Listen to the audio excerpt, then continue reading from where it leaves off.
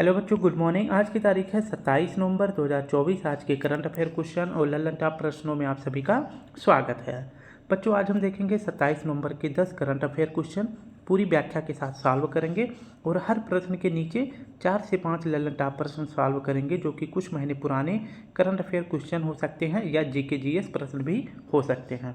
तो लगभग आज हम 60 से 65 करंट अफेयर क्वेश्चन करेंगे, जिसके लिए आप सभी हमारे साथ 20 मिनट तक बने रहेंगे। तो 20 मिनट में लगभग हम 60 क्वेश्चन करेंगे। वीडियो में कोई प्रॉब्लम हो तो हमको ज़रूर बताएं। वीडियो अच्छी लगे तो लाइक शेयर कमेंट जरूर करें। तो चलिए शुरू करते हैं अपने 27 नवंबर के दैनिक समसामयिक सभी प्रतियोगी परीक्षाओं के लिए महत्वपूर्ण प्रश्न।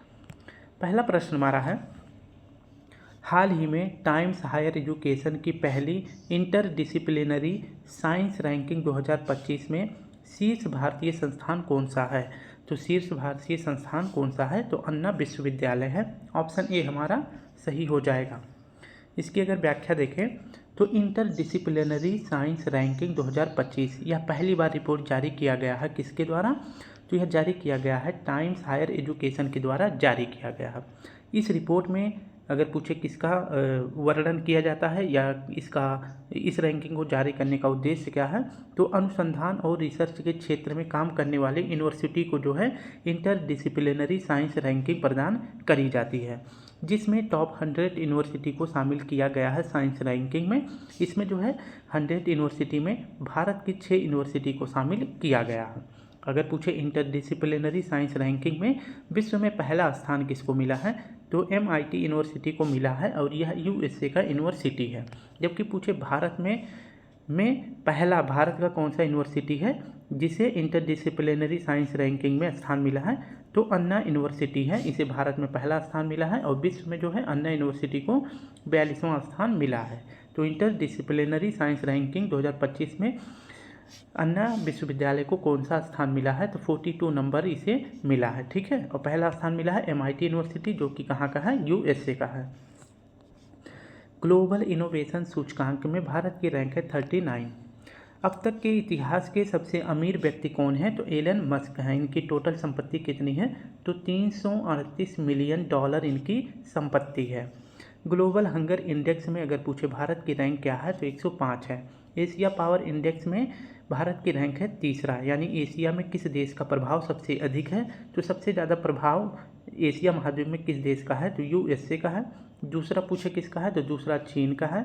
और तीसरा किसका है, तो तीसरा हमारे भारत का है। दूसरा प्रश्न हमारा है, हाल ही में किस राज्य के नरसापुर क्रोकेट लेस को GI रजिस्ट्री टैग मिला है, तो इसका सही जवाब हो जाएगा आंध्र प्रदेश को। ठीक है, तो GI रजिस्ट्री टैग किसको मिला है, तो नरसापुर क्रोकेट लेस को मिला है। और ये प्रोडक्ट किस राज्य का है, तो यह आंध्र प्रदेश का है। इसकी अगर व्याख्या देखें तो नरसापुर क्रोकेट लेस को अभी हाल ही में GI टैग प्रदान किया गया है और ये कहाँ का प्रोडक्ट है, तो यह आंध्र प्रदेश का उत्पाद है, ये आपको याद रखना है।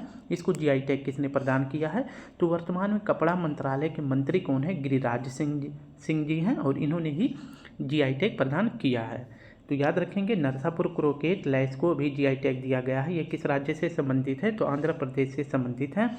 GI टैग के बारे में देखते हैं। GI टैग के लिए स्थापना के लिए अधिनियम कब आता है, तो 1999 में अधिनियम आता है। तो 1999 अधिनियम से GI टैग की स्थापना करी जाती है। और लागू कब होता है, तो GI टैग लागू होता है 2003 में। और पहली बार पूछे GI टैग का प्रदान किया गया था, तो 2004 में पहली बार GI टैग दिया गया था। किसे, तो दार्जिलिंग की चाय को दिया गया था। ठीक है, अगर इसकी लल्लन टॉप प्रश्न देखें तो सांची का क्राफ्ट अभी हाल ही में इसे GI टैग दिया गया है और ये कहाँ का प्रोडक्ट है, तो ये मथुरा उत्तर प्रदेश का है। सिल्वर फिलिग्री को भी GI टैग दिया गया है। ये किस राज्य का प्रोडक्ट है, तो यह उड़ीसा का है। पेटेंट कितने वर्षों के लिए प्रदान किया जाता है, तो पेटेंट जो है 20 वर्ष के लिए दिया जाता है। जबकि पूछे GI टैग कितने वर्ष के लिए दिया जाता है, तो यह 10 वर्ष के लिए दिया जाता है। भारत का पहला GI टैग किसे दिया गया था, तो दार्जिलिंग की चाय को दिया गया था। अगर पूछे भारत का पहला GI टैग किस राज्य को दिया गया था, तो वेस्ट बंगाल को दिया गया था, क्योंकि दार्जिलिंग स्थान वेस्ट बंगाल में है।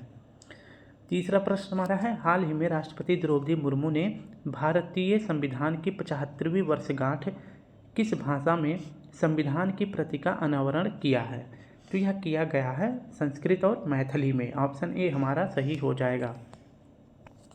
26 नवंबर 1949 को हमारे देश का संविधान बनकर तैयार हो गया था। ठीक है, कब? तो 26 नवंबर 1949 को। अब पूछे कि संविधान हमारे देश में पहली बार कब लागू हुआ था, तो 26 जनवरी 1950 को पहली बार हमारे देश में संविधान जो है लागू हुआ था। तैयार पूछे कब हुआ था, तैयार हुआ था 1949 में, और लागू कब हुआ था, तो 1950 में लागू हुआ था। अभी बात करते हैं कि 26 नवंबर 2024 को, तो 1949 से लेकर 2024 तक जो है 75 वर्ष पूरे हो गए हैं। किसको? तो संविधान बनने जो तैयार हो गया था इसको 75 वर्ष पूरे हो गए हैं। तो इसी की याद में इस बार थीम क्या रखी गई है, तो मेरा संविधान मेरा स्वाभिमान इसकी थीम रखी गई है। और इसका आयोजन अगर पूछे कहाँ किया गया है, तो इसका आयोजन किया गया है दिल्ली में किया गया था। और यहीं पर हमारे देश की राष्ट्रपति द्रौपदी मुर्मू जी ने संस्कृत और मैथिली भाषा में संविधान की प्रति का अनावरण किया है। तो संविधान की प्रति का अनावरण किस भाषा में किया गया है? संस्कृत और मैथिली में किया है। किसने किया है? द्रौपदी मुर्मू जी ने, और दिल्ली में किया है। ठीक है, और यह जो है इस बार संविधान की 75वीं वर्षगांठ मनाई गई है। पूछे संविधान दिवस कब मनाया जाता है, तो संविधान दिवस मनाया जाता है 26 नवंबर को। ठीक है, ललन टॉप प्रश्न देखें तो पहला संविधान दिवस कब मनाया गया है, ये संविधान संशोधन नहीं है। संविधान दिवस कब मनाया गया है, तो पहली बार संविधान दिवस मनाया गया था 26 नवंबर 2015 में। संविधान की मूल प्रति किसके द्वारा हस्तलिखित है, तो हस्तलिखित यानी हाथों के द्वारा किसके द्वारा लिखा गया था संविधान की मूल प्रति, तो प्रेम बिहारी नारायण जी के द्वारा लिखा गया था। संविधान का नवीनतम संविधान संशोधन अधिनियम कौन सा है, तो संविधान का नवीनतम संविधान संशोधन है 106वां कॉन्स्टिट्यूशन अमेंडमेंट। ठीक है, तो 106वां कॉन्स्टिट्यूशन अमेंडमेंट एक्ट है। और पूछे कि 106वां संविधान संशोधन कौन सा है, तो नारी शक्ति वंदन अधिनियम। अगर एक्ट पूछे तो 106 है, अगर पूछे एक्ट का नाम क्या है, तो नारी शक्ति वंदन अधिनियम है, जो कि नवीनतम संविधान संशोधन है। प्रस्तावना में संशोधन हो सकता है, यह किस केस में कहा गया है, तो प्रस्तावना में संशोधन हो सकता है, इसके लिए केस आया था केशवानंद भारती केस, इसके द्वारा ही कहा गया था कि प्रस्तावना में संशोधन हो सकता है। और कब आया था यह केस, तो 1973 में आया था। नेक्स्ट हमारा प्रश्न है चौथा, हाल ही में आईपीएल के इतिहास में 13 वर्ष की उम्र में अनुबंध पाने वाले सबसे कम उम्र के खिलाड़ी वैभव सूर्यवंशी का संबंध किससे है, तो इनका सही जवाब हो जाएगा ये बिहार के हैं, ऑप्शन डी हमारा सही हो जाएगा। वैभव सूर्यवंशी ये मात्र 13 वर्ष के हैं, और ये कहाँ के हैं, समस्तीपुर बिहार के यह रहने वाले हैं।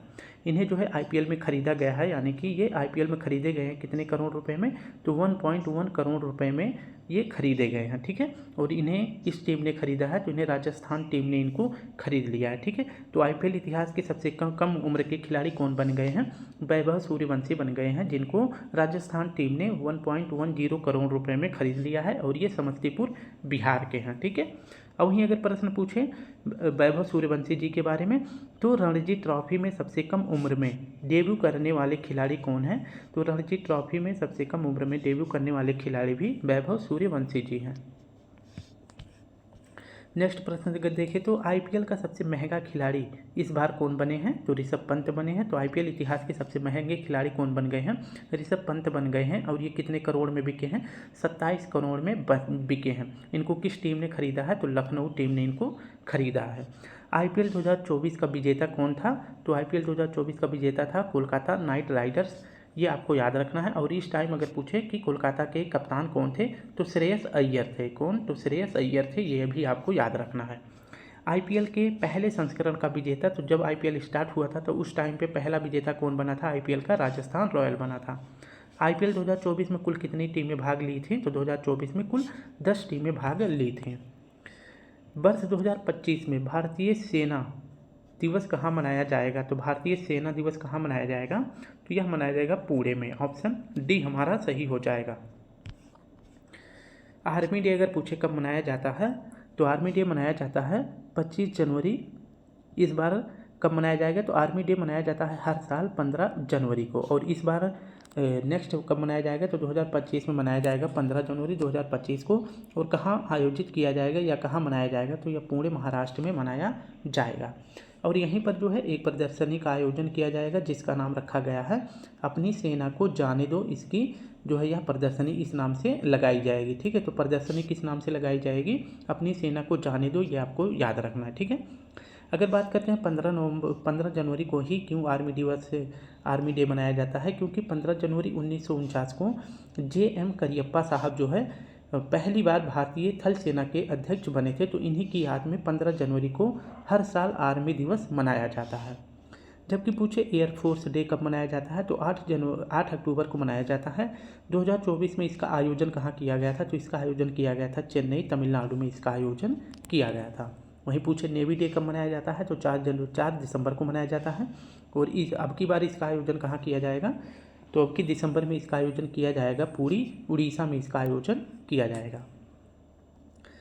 92 क्रम का एयरफोर्स डे कहाँ मनाया गया है, तो मैंने अभी बता दिया चेन्नई के तमिलनाडु में इसका आयोजन किया गया था। तो किस क्रम का है, तो 92वां क्रम का है। ऑपरेशन त्रिशूल कब शुरू किया गया था, तो यह शुरू किया गया था 4 दिसंबर 1971 को। किसके खिलाफ ऑपरेशन त्रिशूल चलाया गया था, तो पाकिस्तान के खिलाफ चलाया गया था। भारत के दूसरे chief of the defence staff कौन है, तो जनरल अनिल चौहान जी हैं। ठीक है, नेक्स्ट हमारा प्रश्न है प्रवासी भारतीय दिवस 2025 कहाँ आयोजित किया जाएगा, तो उड़ीसा के भुवनेश्वर में आयोजित किया जाएगा। और प्रवासी भारतीय दिवस अगर पूछे कब मनाया जाता है, तो यह 9 जनवरी को मनाया जाता है। 2025 में उड़ीसा के भुवनेश्वर में मनाया जाएगा।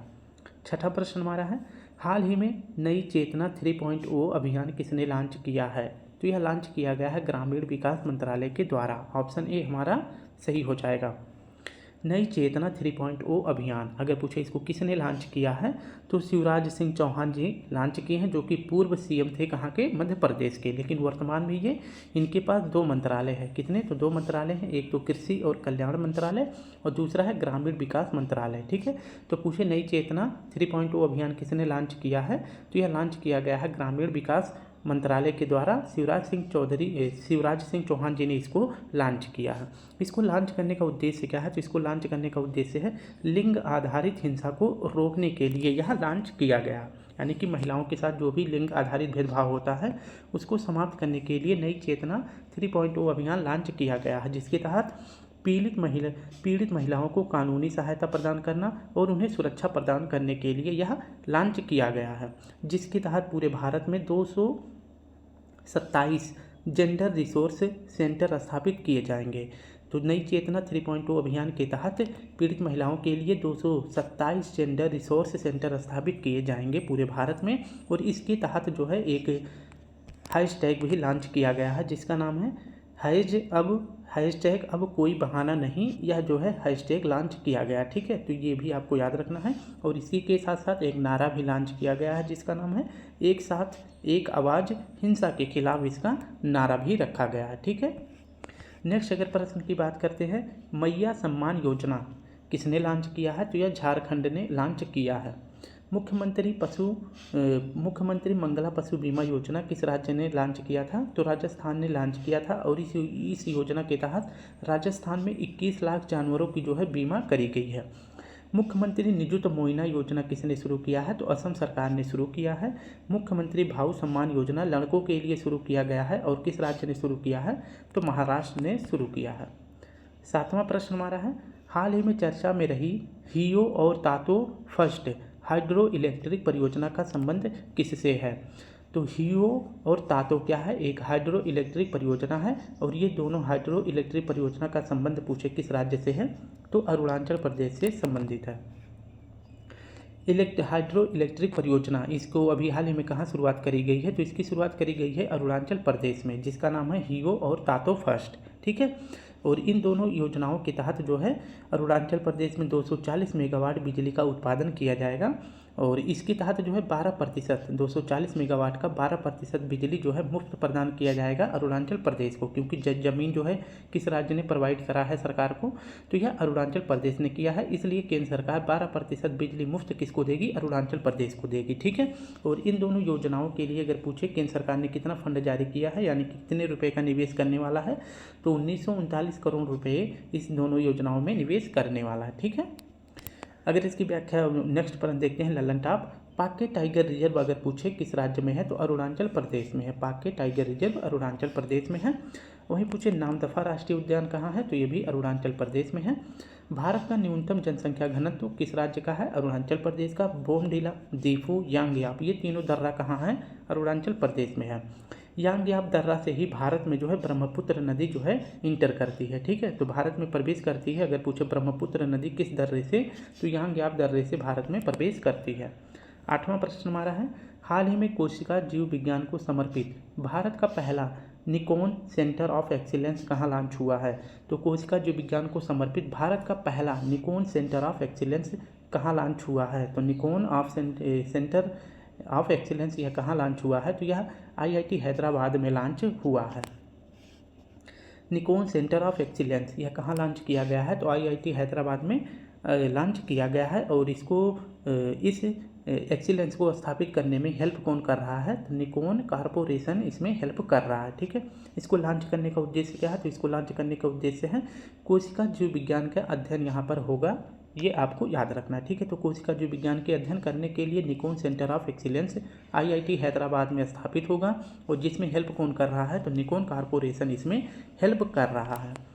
नेक्स्ट प्रश्न देखते हैं, इसमें अभी जो है हाल ही में टीचर ऐप लॉन्च किया गया है, किसके लिए, तो शिक्षकों के लिए, कि अगर वो ऑनलाइन पढ़ाते हैं तो उनको पढ़ाने के लिए अध्यापक के अंदर जो भी स्किल है उनको स्किल सिखाई जाएगी, और ताकि वो ऑनलाइन एजुकेशन आसानी से ले सके। ठीक है, उनको ब्लैक बोर्ड पे लिखना कैसे है, उनके तौर तरीके कैसे हैं, कि कितने एंगल पर उनको खड़े होना है, ताकि ऑनलाइन में बच्चों को आसानी से देखा जा सके, मतलब जो लिखे बोर्ड ब्लैक बोर्ड पर वो दिखाई दे। ठीक है, तो इन सभी तमाम चीज़ों को जो है अध्यापक को सिखाने के लिए टीचर ऐप किसने लॉन्च किया है, तो हमारे देश के शिक्षा मंत्री धर्मेंद्र प्रधान जी ने यह ऐप लॉन्च किया है। ठीक है, नेक्स्ट अगर प्रश्न की बात करते हैं, जीवित कोशिका की खोज किसने करी थी, तो ल्यूवेन हॉक ने करी थी। कोशिका के जनक कौन है, तो रॉबर्ट हुक कोशिका के जनक है। कोशिका सिद्धांत के प्रतिपादक कौन है, तो स्लाइडर और शॉन है, स्लाइडर और शॉन है। और केंद्रक की खोज अगर पूछे किसने किया है, तो रॉबर्ट ब्राउन जो है केंद्रक की खोज किए हैं। 9वां प्रश्न हमारा है, हाल ही में चाइना मास्टर्स 2024 का एकल खिताब जीतने वाले एंटोन सेन किस देश के खिलाड़ी हैं। तो एंटोन सेन किस देश के खिलाड़ी हैं, तो यह डेनमार्क के हैं। ऑप्शन बी हमारा सही हो जाएगा। इसकी व्याख्या देखिए तो चाइना मास्टर्स 2024 इसको विजेता कौन बने हैं, इसको जीते कौन है, तो एंटोन सेन जीते हैं। और पहली बार जो है डेनमार्क ने चाइना मास्टर्स जीता है। इसमें अगर पूछे उपविजेता यानी कि एंटोन सेन ने किसको हराया है, तो जोनाथन को हराया है। और ये कहाँ के खिलाड़ी हैं, तो इंडोनेशिया के खिलाड़ी हैं। तो चाइना मास्टर्स किसने जीता है, एंटोन सेन, और यह डेनमार्क ने पहली बार जीता है।